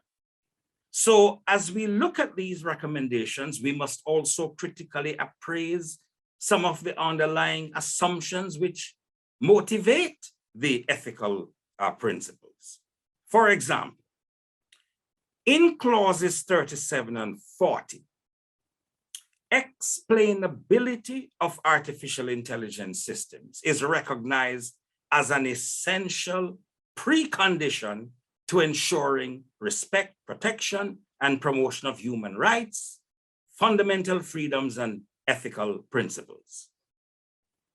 So when we're talking about freedom of the press, freedom of expression, in a context where artificial intelligence is changing the operating systems of society, explainability, the recommendation says, is an essential precondition to ensuring that those rights are protected. Explainability of AI systems refers to the understandability of the input, output, and functioning of each algorithmic building block and how it contributes to the outcome of the systems, closely related to the principle or concept of transparency. But the challenge with the principle of explainability, just as an example here, is that it seems to assume, or it is predicated on, a wide level of basic digital media and information literacy, which we all know does not comport with reality. So while AI explainability is clearly aspirational, desirable, of value, it cannot be a basis on which to leave the public to rely on their own judgment and awareness, as in caveat emptor. A basis, again, on which we need a free, informed, highly intelligent media. It is instructive that The ethical principles in the recommendation are required to exist throughout the AI life cycle. Makes a lot of sense because some AI harms can appear insignificant, but may accumulate or accrue over time to have a high impact on human rights and human safety. For example, in the media, and particularly the social media, a recommender system that prize possession, a recommender system using machine learning and data to predict, to customize, to suggest. It's benignly about personalization of the user's experience, but can cultivate dependency and most insidiously be used to manipulate people's choices. A risk-based approach might therefore be inadequate to protect the rights that we're talking about here, including freedom of the press, because risk profiles might be benign at the design stage of AI, but can change downstream in the ecosystem, such as if you were to create an artificial news presenter. We have to look at the entire ecosystem and what that portends for downstream. It's one of the main criticisms of the EU AI Act, which takes a risk-based approach compared to the UNESCO recommendation, which takes a human rights approach. It is not that the two approaches are mutually exclusive, but as some critics point out, a risk-based approach seeks to evaluate operational risks, business risks, relative to fundamental rights. And that's a misconception of what human rights are about. Very same conversation we were having here about the media and the press and independence vis-a-vis commercial viability. Very hard to put human rights in a balance with companies' interests. As a matter of fact, we really should disaggregate them. A newsroom should be sterile. The other parts of the business should be supporting a newsroom because of the high importance of what a newsroom represents and the journalists in that newsroom. Sterile. They mustn't be talking about commercial viability. You must go and make the enterprise commercially viable and allow those people to operate on the edge. Any other engagement, in my view, or any other way of viewing this invites a lot of problematics, complexities, which could in the long run undermine the very value of independent journalism. I close then with some observations about how we might operationalize the recommendation. First of all, at the risk of being accused of rights inflation, going to Wesley's point about the low levels of digital literacy that exist, I am putting forward perhaps a minority view that we should give consideration to elevating digital media and information literacy as a human right. The Norwegian Constitution has some notions of that. And similarly, the California's Internet for All Now Act, which seeks to ensure social and economic justice in the digital age by requiring, among other things, that the most disadvantaged residents must be online and able to participate in the digital economy. But what I am talking about here is not access. I'm talking about enlightened access. That's the great discovery and the great discourse that must also take place. That the path of access that our presidents are not talking about. It's one thing to get people online. Are you getting them online to be abused and exploited? What about the value of their data? My third recommendation, which I'll speak to shortly. The second point I'd want us to consider is about and to explore in investigative journalism, as we should be paying attention to neurotechnology and biotechnology, not just artificial intelligence. Whether we need a new set of rights that are neurospecific, so-called neuro rights. So, for example, scholars have proposed a reinterpretation of the right to privacy. So there is express protection of mental privacy. Now that Elon Musk has created what is called Fitbit for the brain, what does that mean? Is that just about playing video games? Or should, because those technologies now exist, we should quickly be talking about their implications? Media, that should be part of what investigative journalism should be pursuing as well. The extent to which we now are capable of, and whether we should be accessing people's mental information or be in a position as big tech or even little tech to make inferences from their mental, make inferences from people's mental data, whether it be neurological, cognitive, and or affective information, or to collect such data without the consent of the data subject. Is that going on now? Is it going to go on more? What does that mean for people?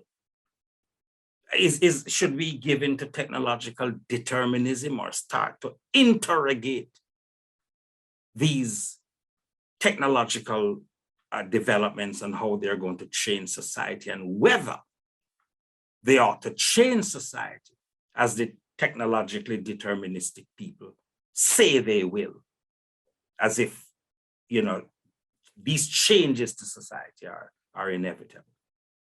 And then third, as an expression of the right to self-determination, freedom of expression, and the right to privacy, I say there should also be express prohibition of all forms of data colonialism.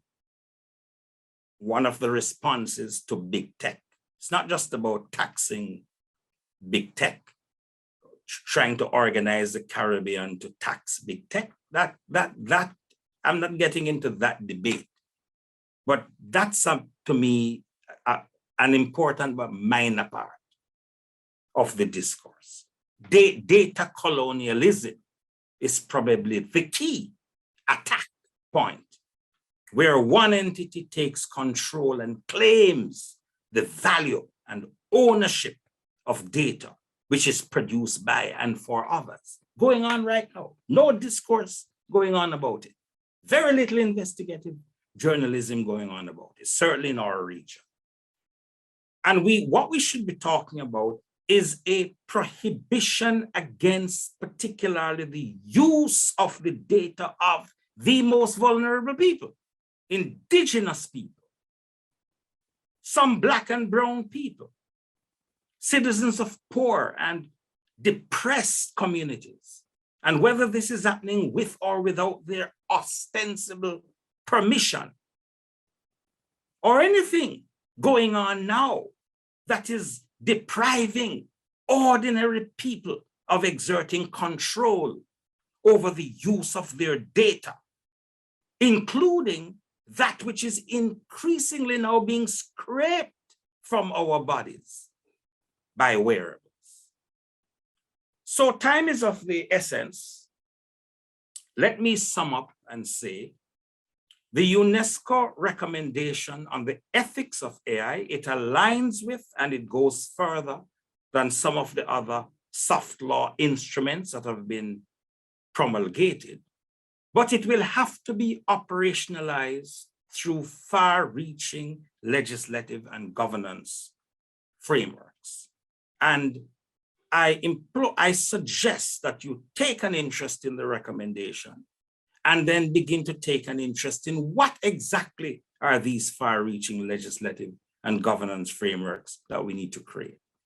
Because a failure to act on the recommendation would not only further diminish trust in artificial intelligence, and may I say in the media, but be a blot on humanity for extending the harsh socio-economic divides which still continue today as lasting byproducts of the first two industrial revolutions.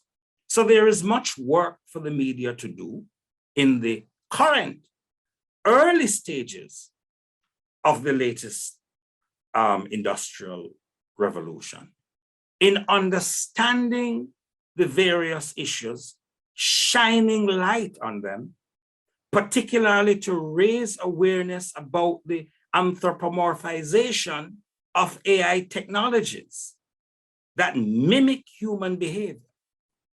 What does that portend for the future, including the very functioning of media, the meaning of journalists, and the ethics of journalism?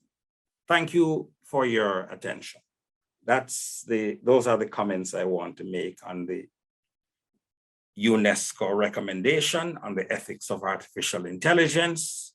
I just touched the tip of the iceberg, and I invite you to go and explore the recommendation and to explore much more deeply artificial intelligence, machine learning, data, and the impact of exponential technologies on the operating systems of society. Thank you, Kiran, for the invitation. Thank you very much, Cordell. I see Julian is with us. Julian, I hand over to you to moderate. Well, thank you, Cordell. As usual, very provocative, and provocative in the best sense of that word. I think what you've given us is a platform for critical thinking of the impact of AI on our societies.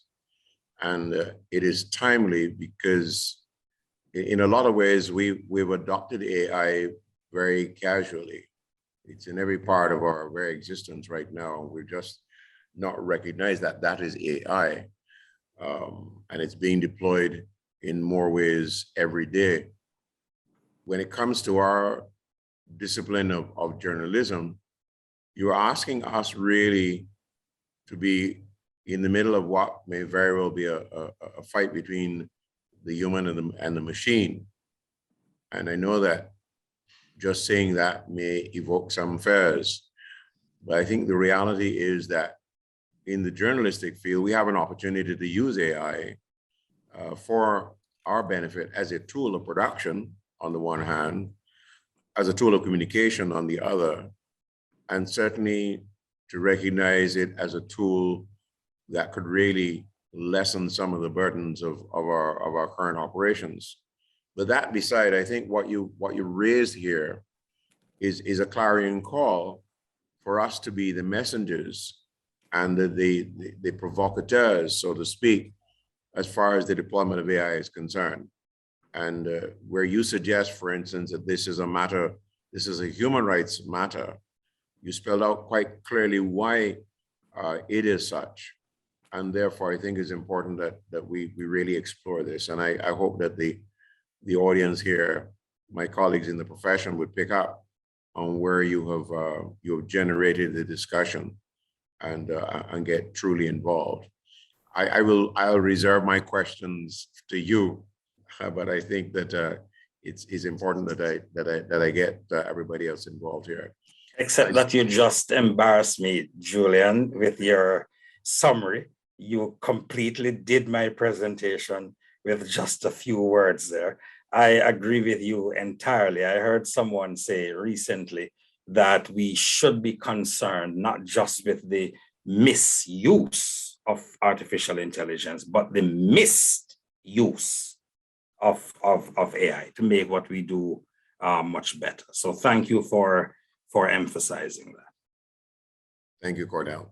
All right, let me look at the responses here, and I see smartphones. This is from Hazel Ross down in, has to be one of my favorite people down in South Trinidad.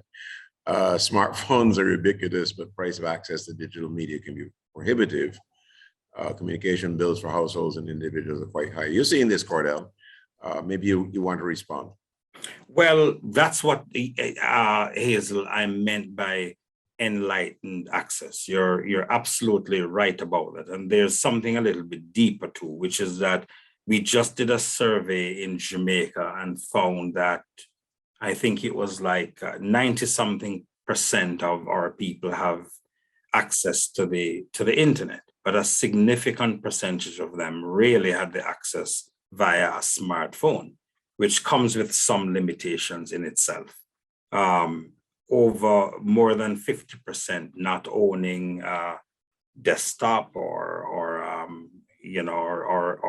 another type of computer.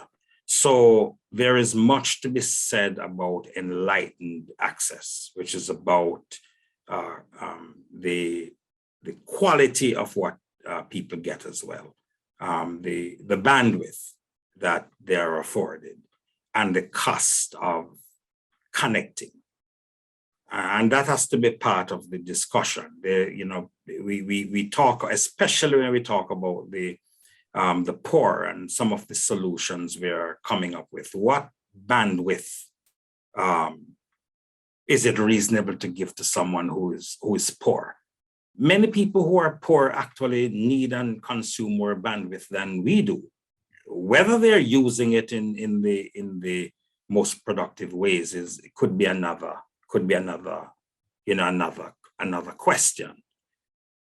So all of those issues are important, and a part of enlightened access and a critical pillar of enlightened access is media and information and digital literacy.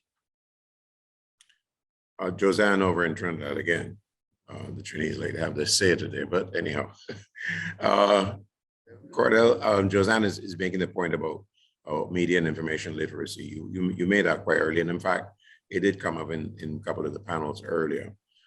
It would seem to me that we are in the middle of a major revolution is required, where on the one hand, we ourselves in the media need to get our literacy, to a level that far exceeds that of the people we serve. So this is a balancing act, so to speak. Your thoughts?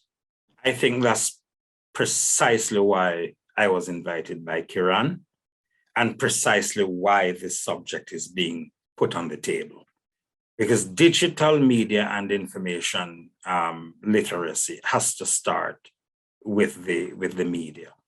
The media's role about informing and educating cannot in the digital economy and society manifest if journalists don't understand the society that they are engaged in reporting about and also setting an agenda for.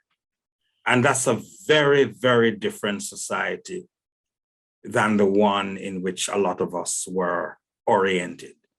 And it is going to be a very different society in another 10 to 15 years or even less. But I don't believe this society that is to emerge is one that should be shaped by engineers. That's very, very dangerous. And if the media do not take up this engagement, this cause, this great, to begin to address this great information asymmetry that exists, we are going to repeat past mistakes. We are going to go through a process of benefiting from an industrial revolution. We benefited from the previous industrial revolutions, but we tend to forget that those industrial revolutions also laid the foundation for world wars and great angst, and a lot of people left behind and lives destroyed.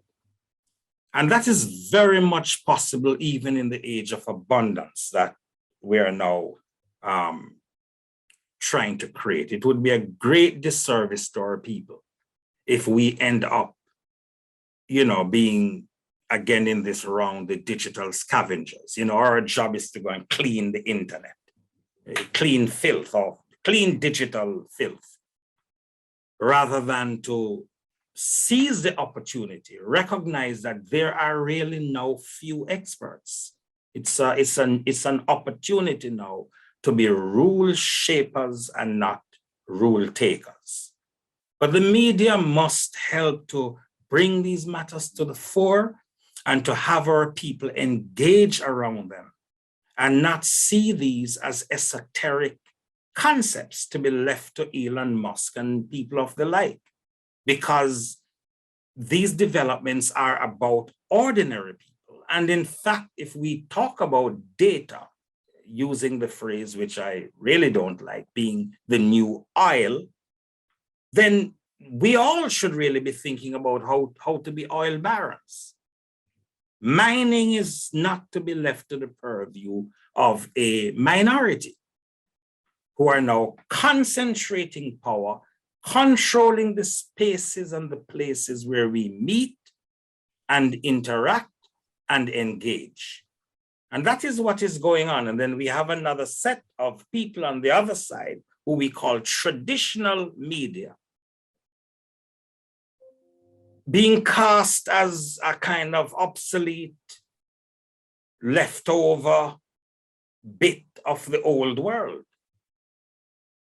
Journalism and media will forever be important to civilization. And that's, I think, the key point that Wesley was articulating about bringing home to people, that these questions about the capacity of a free press to interrogate and to expose is really about the survival of people. What better platform to use to make that argument than to expose the changes that are currently taking place to the operating systems of society that governments are not talking about and to which most people are oblivious, but which will affect everybody, because artificial intelligence is a general purpose technology, will impact all of us no less than electricity and water and fire and air. And that's not an overstatement.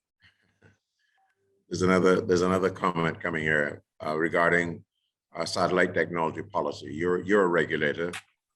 You should be able to respond to that one. Well, there are talks about treating the Caribbean as a single ICT space, and that type of conversation has to be a part of what we are discussing. But I don't myself like to talk about technology in a specific way. I think given convergence, it is much better now to be technologically agnostic. So I see satellite as just another delivery form. We should really now be just talking about how we deal with the communication platforms, and it has to be a global conversation. But you made reference earlier to the legislative requirements. You want to spell that out a little more? Meaning what? Because the legislative requirements are broad and wide. I mean, if I put on the Broadcasting Commission hat, just as an example, we believe that our legislation, which talks about radio, television, cable, that those are distinctions of the past. and that the legislation should be technology agnostic.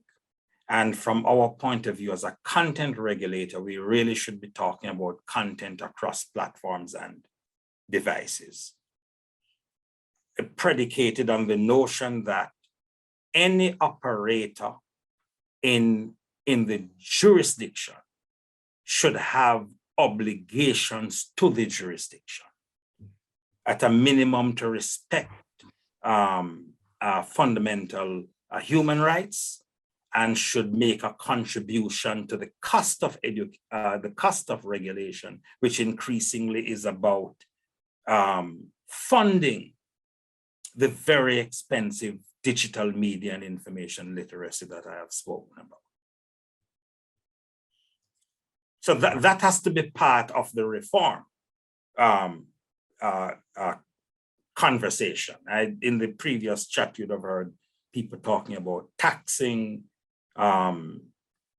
big tech, but went on to suggest that the tax should be about supporting investigative journalism. Well, I might have a different view in the sense that I believe that what is the greater priority is to fund digital media and information literacy, which is not an inexpensive undertaking.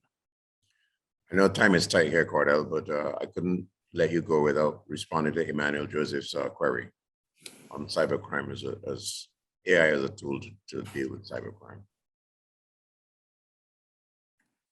I would like you to shine a critic on the impact of cybercrime on the use of AI as it relates to press freedom and free flow of information. Yes, disinformation, misinformation, abuse. It's a huge a spectrum that qualify a crime.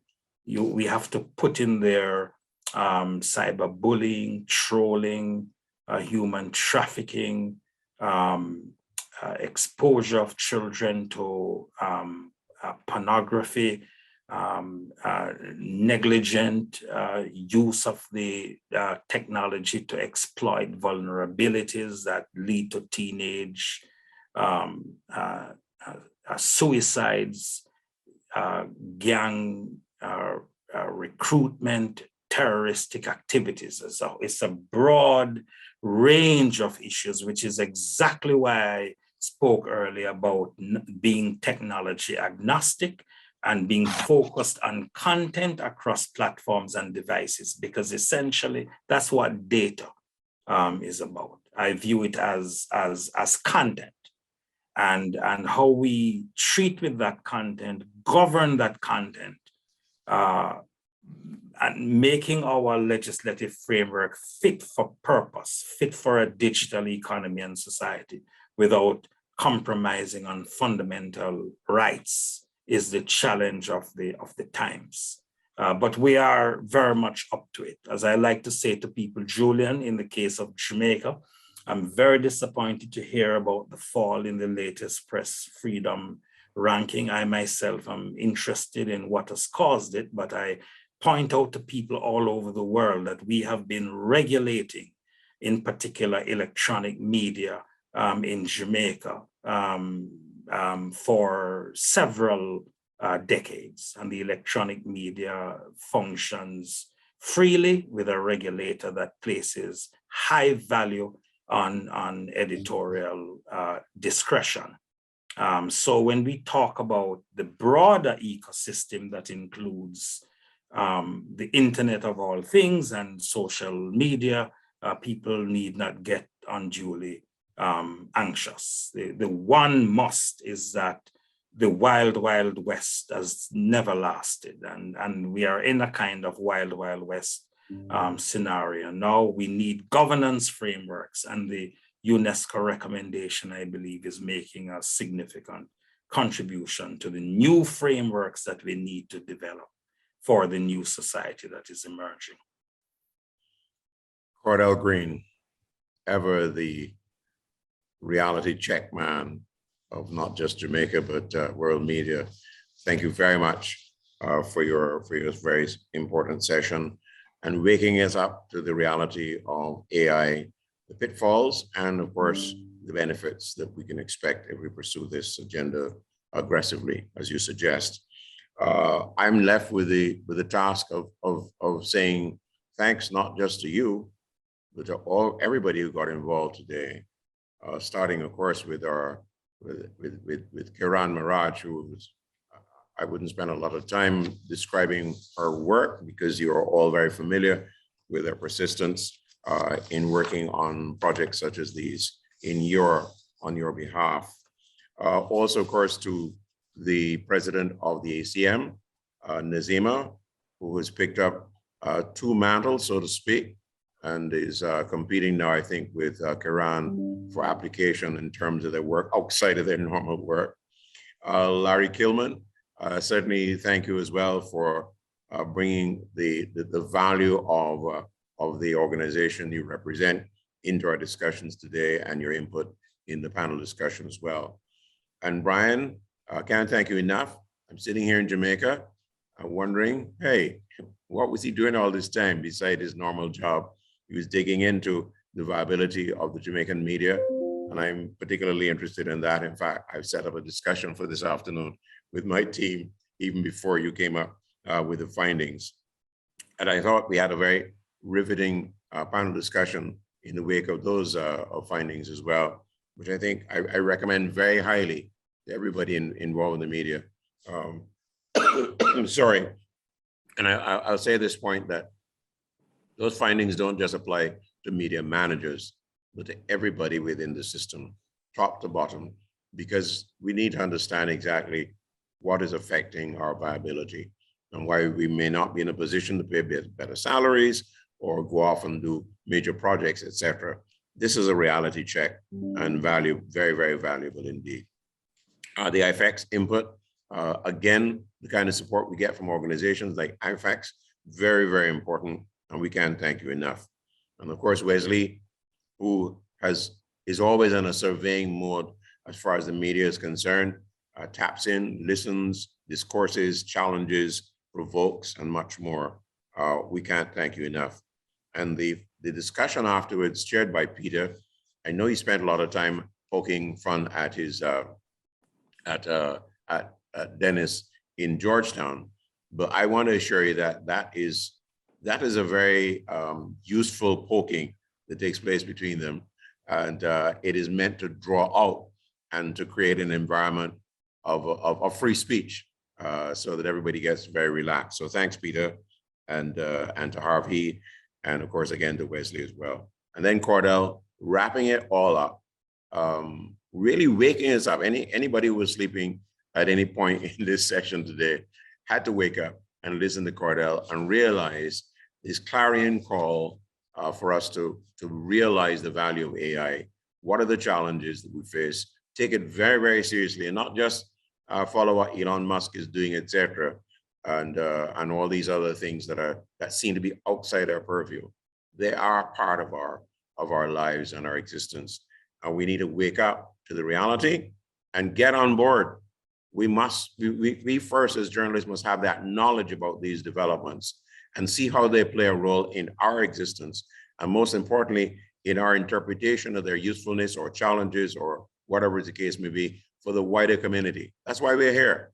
We're not here to be ignorant. We're here to be very knowledgeable because the public expects that of us in our communication with them. So I think I thanked everybody except for everybody who joined in today. Over 100 participants. It's very, very important that this kind of discussion is as broadly disseminated as possible. And I expect that you will go on now to talk to your other colleagues about the value of all of this. And come back next time that the Media Institute of the Caribbean is joined by people like the Embassy of the United States in Bridgetown, who are forever supportive of these initiatives. And we can't thank them enough again and again. They come up and put their money where their mouth is. Yes, that's the way of saying it, I suspect. But I think overall that support is very critical. So thanks to everybody. And on behalf of Kiran and the rest of the team, thank you for joining us. And we expect to see you next time at the next event.